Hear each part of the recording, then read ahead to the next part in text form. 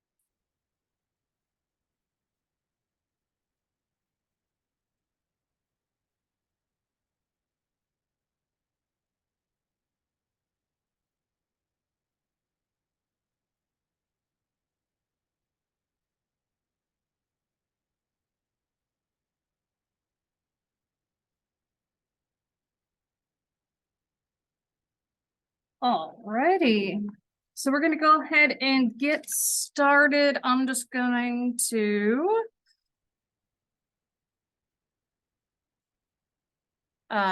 check in folks who are here, indicate folks who are not here, and then we'll dive in. So for this last lecture, we're going to kind of reflect on a lot of the stuff we've talked about throughout the semester. And then we are also going to spend probably Friday, but maybe we'll start it Wednesday, talking about careers in psychology and grad school in psychology. This ends up being sort of an intro to the major class, just the way we've designed the new major. And so I thought it might be really helpful to spend some time talking about that. And if you're not a psych major now, or you're thinking you might change whether you're a psych major in the future, that's totally fine. It still just gives you the option to learn about different types of jobs that might be available in general. But so today we're going to start thinking about reflections throughout the course of the semester. Just kind of hide these captions so I can use the good ones over here. Oops. There we go. All righty. And so that's really what we've been talking about this semester, right? Is scientific literacy, yeah, critical thinking, yeah, but really, how do you think and act and work and be a student like a psychologist, right? And so that's a big part of what we're going to summarize and reflect on, and is also a big part of your poster project. Just a reminder that in theory, the poster itself is due to me on Blackboard. You can just link it by Friday so that I can give you feedback. Alrighty, so one of the things that has always been part of psychology, but really even more so in recent years, is activism. And so the American Psychological Association, our biggest organization within psychology, actually has their offices in Washington, D.C. on purpose, so that they can advocate, they can go to Capitol Hill. There are events they have that are trainings where they have people come in, do a day of like, how do you go talk to your legislators, there we go, and then send them there the next day to talk about psychological issues. So APA advocates for things like mental health parity, so getting mental health paid the same as physical health within health insurance, for example. That's one of the things that the Affordable Care Act or Obamacare did, for example. And so this is a video talking about not only that, but also like defending psychological science as a field, because there are times it's sort of called into question. So, for example, when we have an almost government shutdown, like we have, twice this year already. If there isn't a government shutdown, people's funding is frozen for their research. So that's not just psychology, that includes medicine and all the other disciplines, but it means that like the field is being held back, right? And there have been times where people have not understood how important psychology is to sort of understanding daily life. So this is a short video from APA about that. Can one person change the world? It's not only logical, it's psychological. It took a psychologist to show that segregation damaged self-esteem in Black children. Testimony to the Supreme Court that helped desegregate America's public schools. That the right design of a push-button keypad makes dialing fast and accurate. That massage therapy on preemies can save $3,000 per hospital stay. That no two people have the same fingerprints. That teaching people to change behaviors can prevent teen pregnancy and HIV. That a lime yellow fire truck is safer than a red one. And now it takes you to keep changing the world, one person at a time, one conversation at a time, one message at a time. When you share what you know on Capitol Hill, you keep scientific research alive. You improve public health, physical health, mental health. Your expertise moves the process forward. Stop talking, and we all lose. So do it for you, them, us, and all of us. Because when psychologists affect change, they affect America.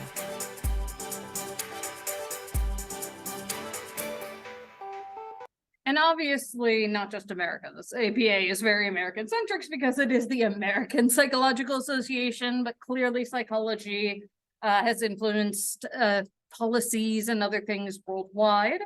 And you just saw a couple of the examples of how psychology helps folks in all manner of Can ways. one person we tend to think of clinical psychology and helping people through therapy, but in fact, psychologists are doing a lot of practical things as well in things like human factors, which is where you study like technology-person interaction. Industrial organizational psychology, which looks at workplace environments. Cognitive psychology, what Dr. Ariel does, right? Where you're looking at memory and learning and really applied things, right? And so this next one is talking about psychology as a science, right? A lot of people still think we're Freud, right? And that we're just kind of like laying people on a couch and conjecturing. But as you all know, we got a lot of science going on now.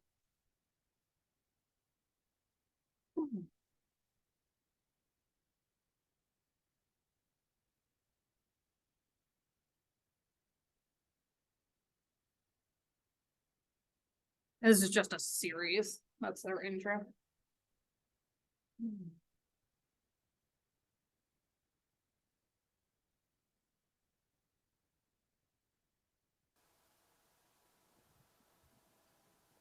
Hello and welcome to the JISC Psychology podcast series. I'm Dr. Keon West of the Institute of Psychological Sciences at the University of Leeds, and I'm here to talk to you today about whether or not psychology is really a science.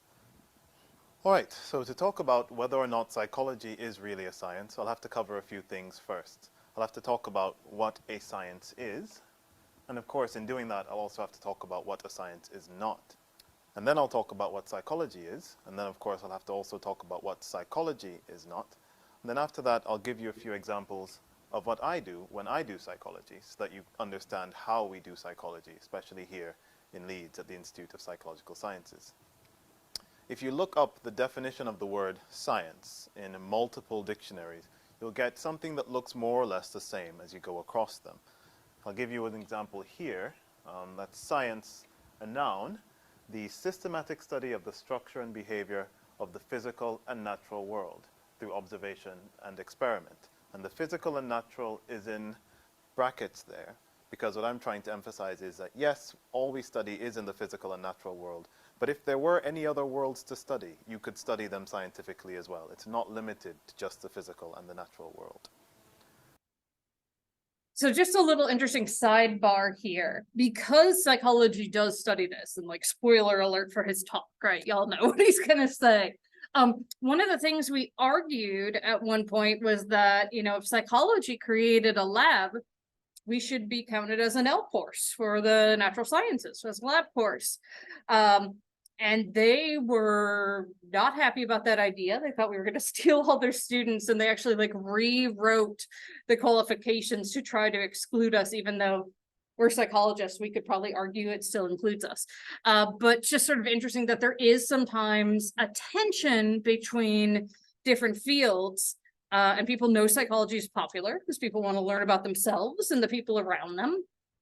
And I think, as I mentioned at the start of the semester, psychology itself is sort of in a tension, because here it's a social science. A lot of places it's classified as a social science, but where I went to undergrad, it was a natural science. And a lot of places it's classified as a natural science. And so we straddle that line, and that puts us in an interesting position, but also can make it sort of difficult to get a foothold, right, within certain universities. Psychology actually came out of philosophy departments, so you could even argue that we're a humanity, right? And it was just philosophers who wanted to actually test the stuff they were looking at rather than just conjecture about it. So we are very interdisciplinary in our nature. And again, we see a second one: systematic knowledge of the physical or material world gained through observation and experimentation. So science refers to that body of knowledge that you get through observation and experimentation. Those are the key words in that definition. Science is about knowledge gained through observation and experimentation. So if science is about knowledge gained through observation and experimentation, that means that science is about demonstration and justification. If in science you make a claim, so you make the claim that spending time with people from other groups makes you like those groups more, you have to be able to demonstrate that this is the case, and to justify what you have said by backing it up with experimental data, any kind of observable, verifiable facts. Science is also about studying the world, so you can study anything that exists in any realm of reality or in any way, and you can study it scientifically. Science is also about testing hypotheses. So if you have a question, any kind of question that has an answer, science can give you a factual answer to it. And science, of course, is about increasing understanding. And this is very important. There is the perception among some that scientific views are stable, but of course they're not stable. They can't possibly be stable. We're always increasing our understanding of the world. We're always increasing our knowledge. And with every new advance we make, we have to change our knowledge, and we have to change our belief set in accordance. So what is believed by scientists today should not be what is believed by scientists 100 years from now. We should always be making advances. And so an example here could be germ theory, right? Once upon a time, really not that long ago, in like the 1800s, people didn't know what germs were. They would like not wash their hands between patients, right? And some people argued, what do you mean there's these little things we can't see? You must have a vivid imagination, right? And in fact, germ theory was real, right? And we did figure it out.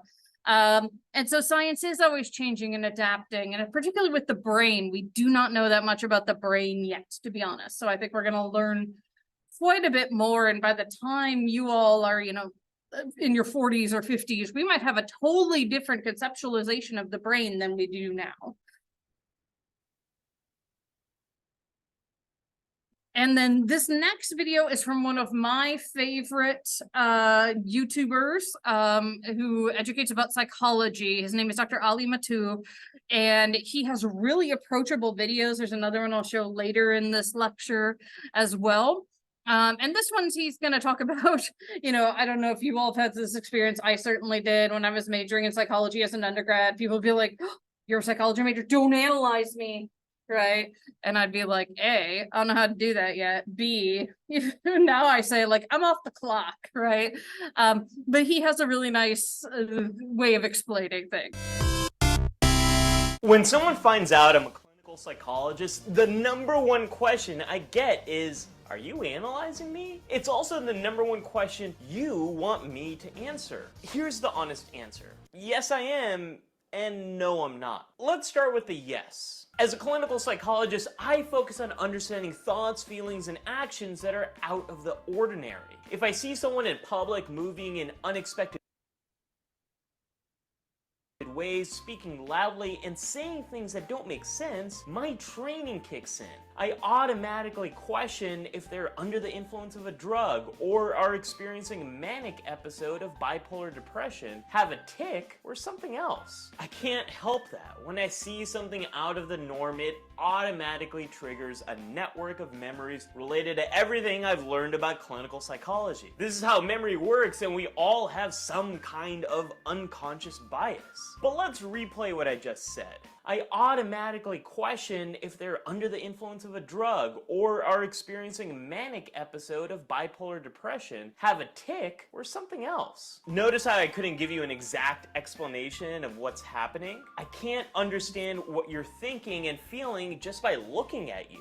I need to know what's going on in your head and what you're experiencing in your body. The only way to find that out is by asking you. This gets us to the no part of my answer. As a clinical psychologist, people come to me because of problems. Not feeling like yourself, a lot of fights with a partner, school or work isn't going well, or you can't do something you need to do. Stuff like that. I ask questions and eventually figure out a diagnosis. Maybe it's anxiety, depression, an eating disorder, or something else. But a diagnosis is just the beginning of my work. A diagnosis tells me a lot about the problems you're experiencing and what type of treatments might work, but it doesn't tell me anything about why you're experiencing these problems or how I can customize a treatment to fit your needs. That's why I dig deeper, and that's where the real analyzing comes in. I talk to my patients about their past to identify origins to their problems. Things like a genetic risk, important events in their past, what their family was like,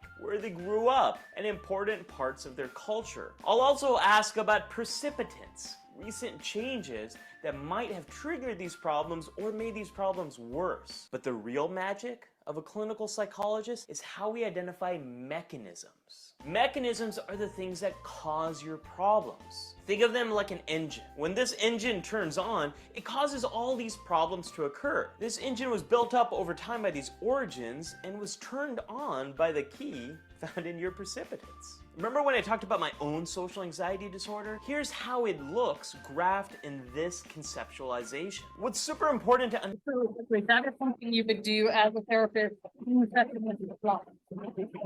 like that together and growing.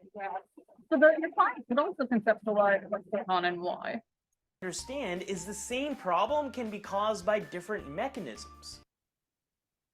There's a lot of mechanisms.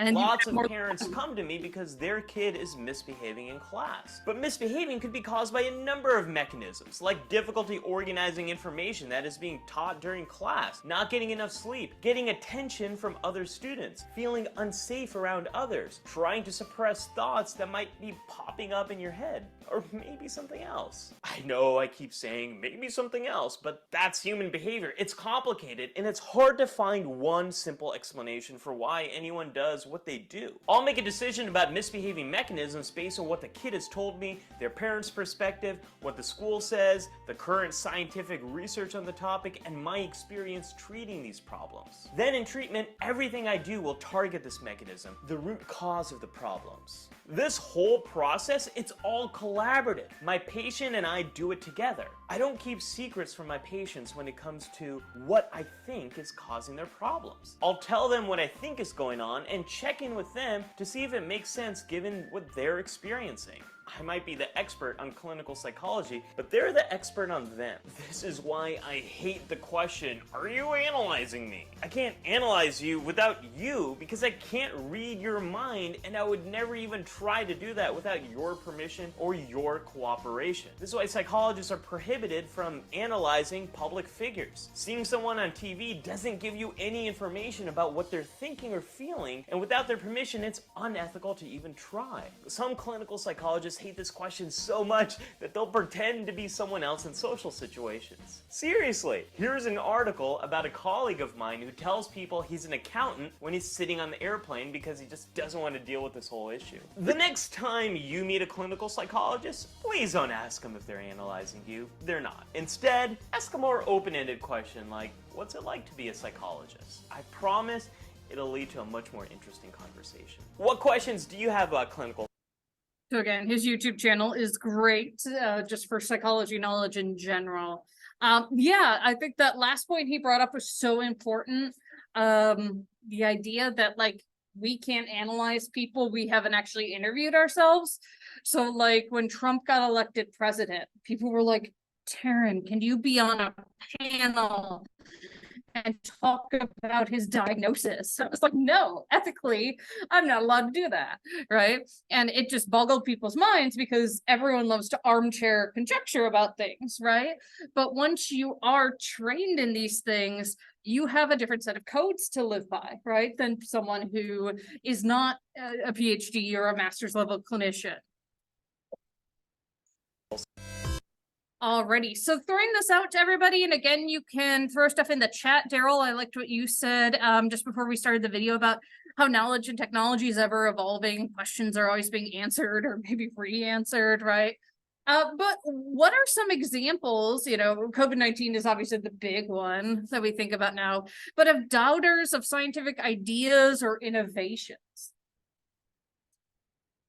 What can you think of in terms of people who are maybe isolated or persecuted because of their ideas? Or I gave you the example of germ theory as well, but there's other ones.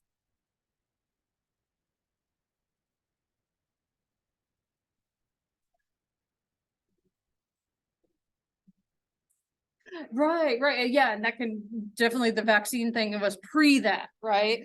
So yeah, this idea that vaccines cause autism and somehow having autism is worse than dying, right? Like that just boggles my mind. Let's see, Rowan says bloodletting. Yeah. So for a really long time, there was this idea of the 4 humors in the human body, and the way they centralized treatment was around the idea that your humors were out of balance. It was like phlegm, blood, black bile, and yellow bile.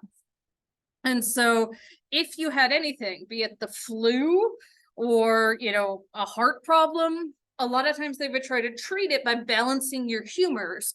And as Rowan said, bloodletting was a thing. So they would do this a couple different ways. One would be they would actually purposely put leeches on you. Lovely, right? But another way, and it was really interesting when we did our trip in 2017 to London, Paris, and Amsterdam to learn about the history of psychology in Europe. One of the things we saw in the exhibit was the bowl that they would use to catch the blood, where they just cut you and let your blood drip out, right? It's shockingly enough, people who were already weakened from a fever or something else wouldn't get better when you did this, right? But they believed in their mind it would work, and so they kept doing it. Yes. Yeah, George Washington was, you know, screwed by the medicinal knowledge of his time, and I'm sure there's plenty of other people who were, right, where they like let too much blood and that actually killed our first president, right? And that would happen to a lot of folks. Yeah.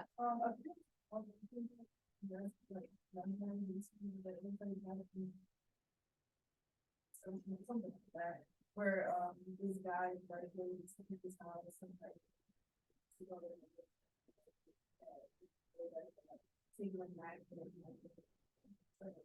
Yeah, mesmerism is such a good example. Thank you. And actually really tied to psychology in particular, because it might have been William James, it might have been someone else, someone who was big in the like founding of psychology in America got really into mesmerism.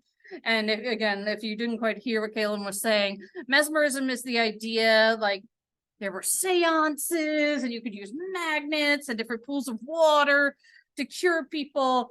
And any of you all ever take history and systems with Dr. Jackson, one of the books you use in there is a book of letters between psychologists. And there are all these letters from other psychologists at the time, like, please stop being involved in mesmerism. We're trying to establish ourselves as a science and you're not helping, right? And that has happened in a lot of ways over time, where someone will like cling to an idea, the Oedipal complex, perhaps, or other things, right? And it becomes part of the lore of psychology and can make us look less scientific than we are. Here are just some general science examples. So Galileo, right? Galileo was eventually, I believe, put to death for believing that the Earth went around the sun. Because he was seen as a heretic. People believed from the Bible that the earth was the center of the universe. One of my favorite Galileo quotes is he said, "I do not believe the same God who has endowed us with wisdom and knowledge, wisdom and intellect has intended us to forego their use." Right? So he was like, this is silly. Alan Turing. So if you've ever heard of the Turing test for AI, for computers, okay, it was based on his name. They did a really good movie about him called The Imitation Game several years ago. Benedict Cumberbatch played him. And he believed we could use computers to decode German messages. And in fact, they eventually did that. And so they were able to use computers to much more quickly break German code. And obviously that was a real boon to the Allies. One of the things that happened to Alan Turing, though, unfortunately, is that people at the time believed that homosexuality was a mental illness and a criminal act, and Alan Turing was gay.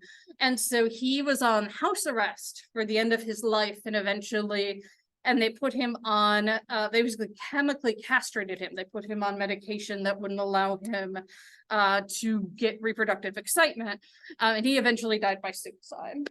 So again, this person who was a big part of why we won World War II, right? Because of that. Climate science is a big one. Unfortunately, we still have so many climate change deniers today, right? Although it's really interesting if you start to listen to some of the conservative folks, they're starting to acknowledge climate change, but they just call it different things, right? It's starting to become irrefutable. And then, unfortunately, what we've seen in places like Florida, right? Deciding what's taught in schools, or Texas, people have argued we shouldn't teach evolution in schools, that we shouldn't teach about LGBTQ plus issues, right? That we shouldn't teach about gender identity. And actually, that's one of the main reasons why the APA in the state of Florida got into a little verbal scuffle, is because Florida said, if you're going to teach AP Psych here, you can't teach about gender ideology or gender identity. And the APA said, we can't teach psychology without acknowledging all of human existence, right? This is a legitimate thing that happens and has psychological consequences because of how people are abused and isolated, right? And discriminated against. And so then Florida said, okay, then you just can't teach AP Psych here. Well, it was really interesting because I was at the APA convention when they said this, and we talked about it in some of the sessions I was in. And by the next day, Florida backed off and they said, you can teach AP Psych however you want. And that, again, really speaks to the APA as an organization knowing how to stand their ground, knowing how to communicate with legislators, right? Having that political clout, and having science on their side, right? And so psychology can be a powerful force for change, even when people don't want to admit certain things are real or not, right? Another thing I would throw on here is conversion therapy. So if you don't know what conversion therapy is, unfortunately for many years, really until very recently, and in some places that still happens, people believed you could turn someone from being gay, transgender, bisexual, lesbian, what have you, to straight cisgender by behavioral therapy. And the early research shows it works, right? Because people were essentially scared into saying, yeah, I'm straight, right? But not shockingly to anyone in this room, I'm assuming, the later research suggests that not only does it not actually work, that people didn't really change who they were attracted to, they just said they did, but that the therapy itself was traumatic and in fact caused PTSD in many of the people who were forced to go through conversion therapy. And so this is something that my organization, the Association for Behavioral and Cognitive Therapies, has really had to grapple with, because unfortunately, as behavioral therapists, they were a big part of that history, right? And so they have now renounced that work. They tried to get all of the journal articles retracted. The journal wouldn't do it. And so now what they're gonna do is put like huge warnings on the top of them, like just saying the journal wouldn't allow us to retract this, but just so you know, this therapy is in fact harmful, which I think is at least, you know, a step in the right direction. But again, kind of harkening back to that outline we looked at, right? The timeline and the apology. It's not just race. There are many ways that unfortunately psychology has been used in ways we might have thought were for good or for the good of someone, right? The straight people, then in fact were actually harmful. So why is there resistance to science in general, and particularly psychologically? Anti-intellectualism is a big, like, knee-jerk thing in our society right now, right? The whole idea that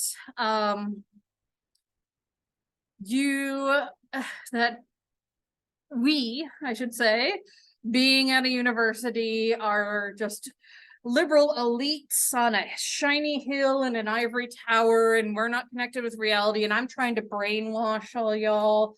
It's funny, like one of my favorite responses to people being like, well, you know, professors just brainwash and whatnot their students, and everyone's like, well, if we could do that, they'd turn in their work, right?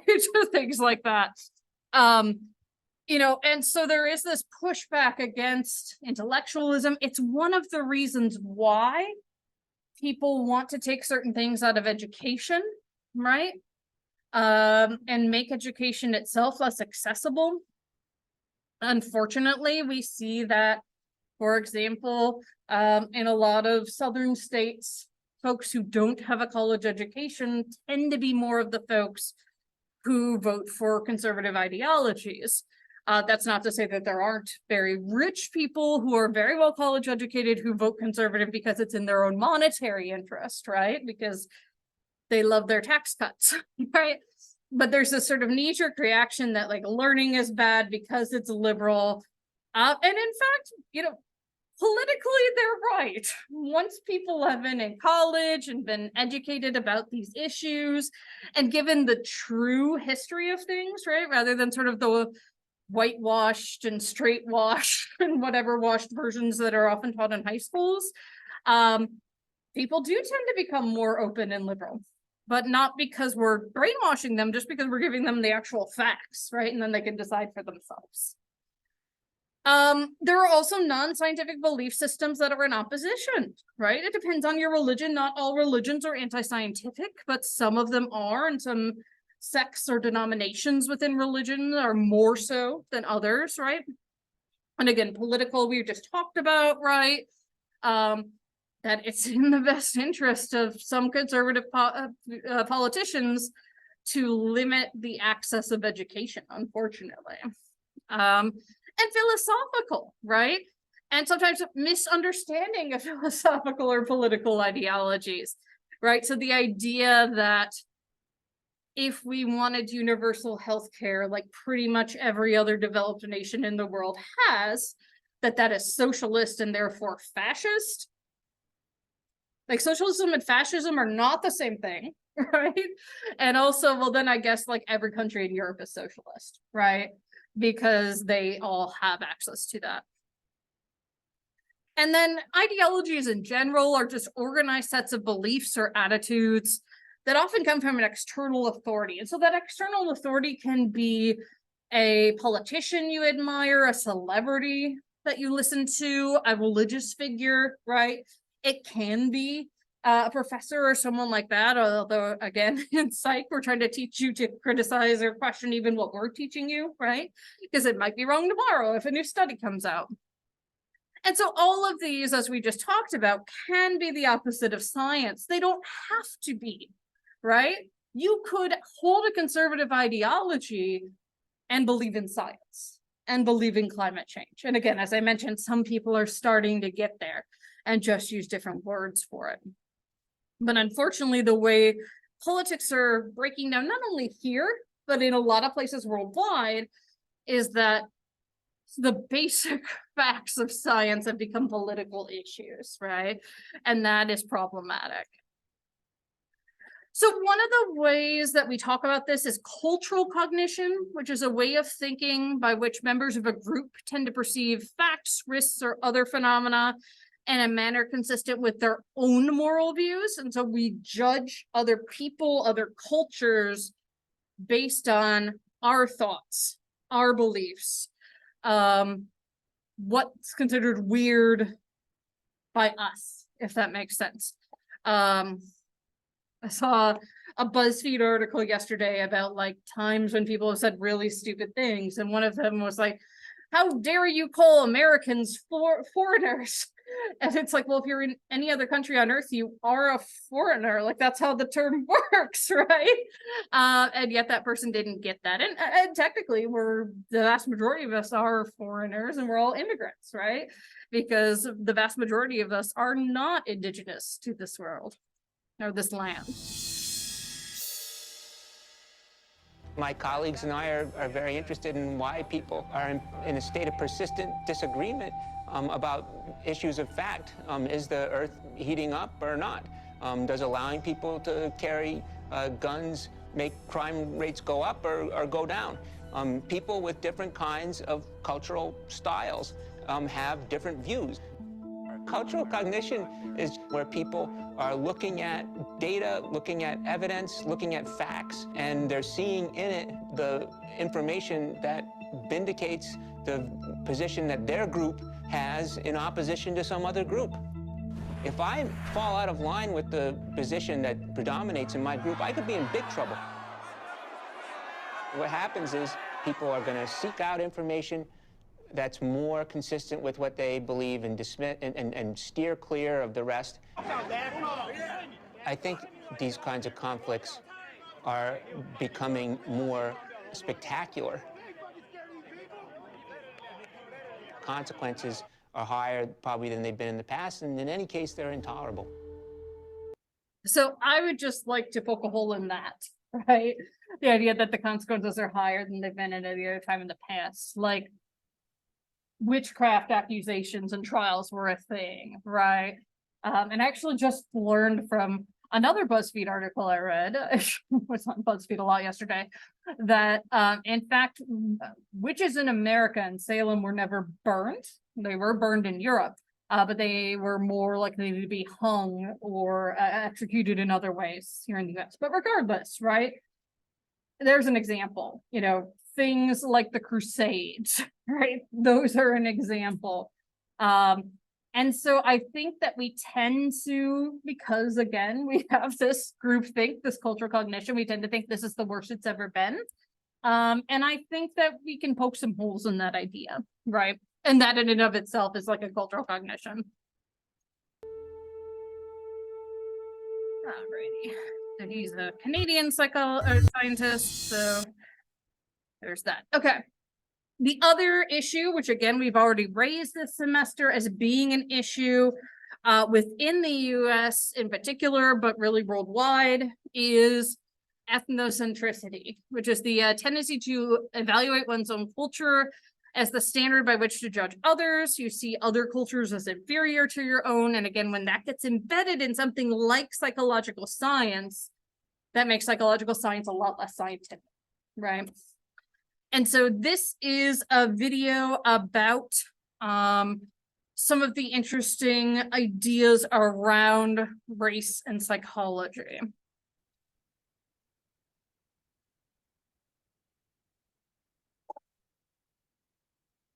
In the 1930s and 1940s, Black children living in the American South experienced both explicit and implicit racism and persecution every single day. Schools were segregated according to race, as were neighborhoods, churches, restaurants, movie theaters, swimming pools, playgrounds, and even water fountains.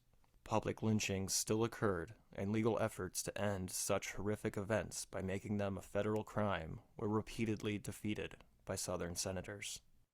Robert Val Guthrie was born on Valentine's Day in 1930 in Chicago, but he grew up in Kentucky, where his father was a high school principal. Guthrie remarked that to list or recall specific examples of racism during that era would be like asking an innocent prisoner to list examples of unfair treatment during incarceration. Guthrie wrote that it was far more meaningful to recall those rare instances of kindness, which suggested to my young mind that the mean-spirited behavior might not be the feature trait of all Southern whites. When Guthrie graduated from high school in 1948, he traveled to Tallahassee, Florida, to attend Florida A&M College for Negroes, as it was called at the time. Guthrie attended... And so just really quick, that is a really important facet of HBCUs, historically Black colleges and universities, is that a lot of times, once upon a time, they were called X College for Negroes, and it was because of that segregation, right? And so that's why it's so important to support those institutions and see them thrive and grow.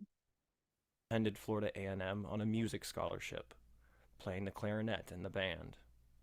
And it was there that he first encountered psychology in a course from Joseph Acard, a World War II veteran who also taught a course in the history of psychology that greatly influenced Guthrie.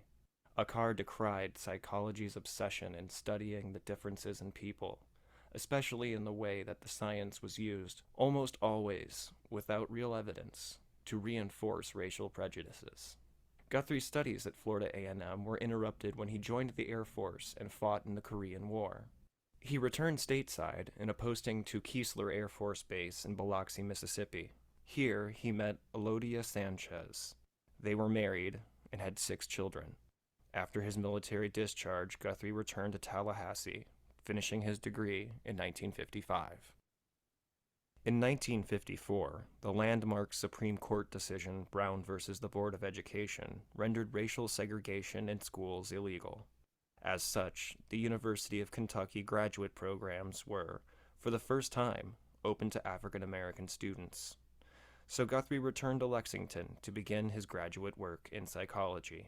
All of his professors were white.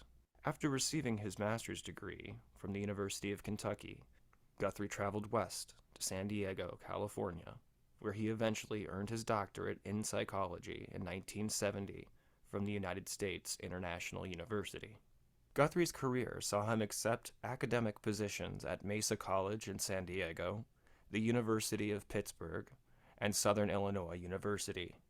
He also worked as a full-time researcher at the National Institute of Education in Washington, D.C., and at the Navy Personnel Research and Development Center in San Diego. It was while Guthrie was working in Washington, D.C., that he made his most important contribution to the field of psychology, a contribution that was so significant that it changed the very landscape and the history of American psychology. This contribution was a book published in 1976, entitled Even the Rat Was White, A Historical View of Psychology. In some ways, the book had been percolating in Guthrie's mind since... Just like quickly, this book is still searingly relevant today and a really actually easy read. He wrote it in a really approachable way. So if anyone ever wants to check that out at the library, or I'm sure you can probably find the ebook now, I highly recommend it. His days, as an undergraduate student at Florida A&M. I was at least looking at those scholars in there because I was looking at PhD, EDD type people. But for the most part, my professors were little known and not very formally educated. I mean, they had college degrees, but they didn't have PhD degrees. Well, they couldn't have a PhD degree. He wondered about the lives of these professors, what educational opportunities were open to them, what barriers kept them from pursuing doctoral work, and if they had earned advanced degrees, what employment opportunities were open or closed to them. And I know that when integration, racial integration came about, the Brown decision, and they were able to see us going to the schools where we were supposed to have been in the South, I could see them. I look back on it and I think about when Jackie Robinson must have gone to the major leagues, and the old guys who were too old to go, but were so happy that you're going. Well, I was under that kind of thing, where these guys who had dreams not only deferred, but were raisins in the sun. In 1969, Guthrie read an article in the journal The American Psychologist that began with the sentence, "Little is known about the origins, education, and training of Negro psychologists." Like a voice from beyond, it called to him, and he knew what he needed to do. He had to fill that void. And so for the next 6 years, he bored into psychology's past, looking for those that had been forgotten. He was determined that he would tell their stories. When published in 1976, the book was in 2 sections. The first section of the book dealt with the history of racism, detailing especially American psychology's role in using psychological science to reinforce and perpetuate the myth of white supremacy. Guthrie noted that this science was always suspect. While this analysis of what Guthrie called scientific racism was an important contribution to our understanding of psychology's history, it was the second section of the book which is arguably the more meaningful contribution. The great arrogance of the present is to forget the intelligence of the past. Guthrie went looking for early black psychologists who were wholly absent from the textbooks of the history of psychology. Did these individuals exist? If so, what did they accomplish? The second half of the book provides biographical accounts of 21 black Americans who earned their doctoral degrees before 1946. The first of these was Francis Cecil Sumner, whose doctorate was from Clark University in 1920 under the supervision of G. Stanley Hall, one of the founders of American psychology. Sumner would spend most of his career at Howard University, where he chaired the psychology department and influenced several black psychologists who would achieve national fame. To understand the rarity of Sumner's doctoral degree when he received it in 1920, realize that he was only one of 11 blacks with PhDs out of more than 10,000 doctorates granted by American universities between 1876 and 1920. So that's PhDs in any field, not just psychology. Guthrie's book told of Inez Beverly Prosser, who earned the first psychology doctorate by an African-American woman in 1933. Of Charles Thompson, who edited the Journal of Negro Education for more than 30 years. Of Albert Sidney Beckham, whose work on intelligence was critical for educational programs and institutions that served intellectually challenged youths. Of Ruth Howard, whose study of the development of triplets was the first of its kind. Of Martin David Jenkins, whose work on intelligence demonstrated that the range of IQ scores for blacks and whites was comparable. And of James Arthur Baton, who became a national expert on marketing, and as a result did research and consulting for many prestigious corporations, including Chrysler, Eli Lilly Pharmaceuticals, Johnson & Johnson, Procter & Gamble, and IBM. The brief biographies also described the work of Mamie Phipps Clark and her husband, Kenneth Clark. Together, their research changed the course of American history, influencing the outcome of what many historians consider to be the most important Supreme Court decision of the 20th century. That work began when Mamie Phipps was a student at Howard University in Sumner's psychology department. She used a set of brown, white, and black dolls in the now famous studies that dramatically illustrated the negative effect of segregation on the self-esteem of black children. These studies were cited in the Brown versus the Board of Education case that declared separate but equal was not equal. But it can be argued that no single piece of research in the history of American psychology had a greater impact on American society. Guthrie amassed a number of important contributions in his 40-year psychological career, including his part in founding the Association of Black Psychologists in 1968. But for some individuals, they are rightfully remembered for one seminal moment in their life, and for Robert Guthrie, it was a book. His book changed the landscape of scholars writing about the history of psychology.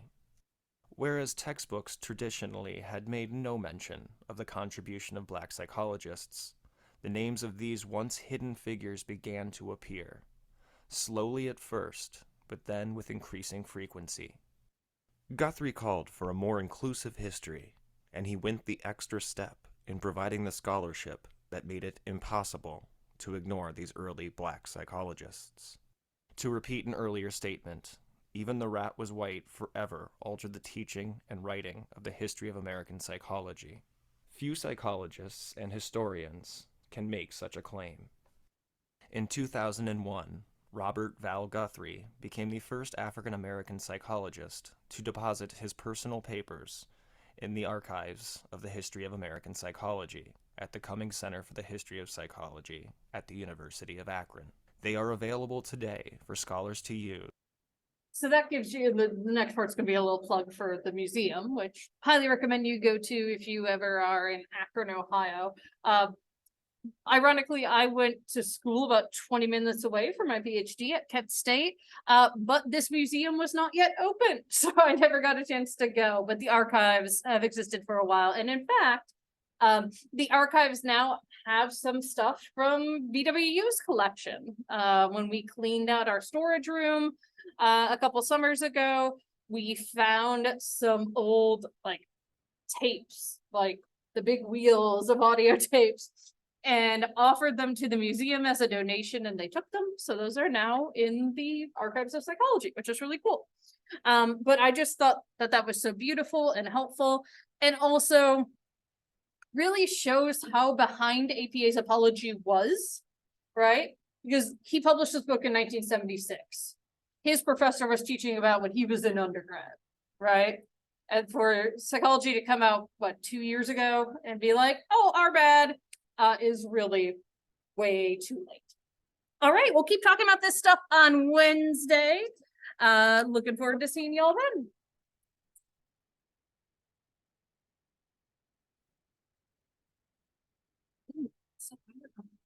Sure, let me just end this.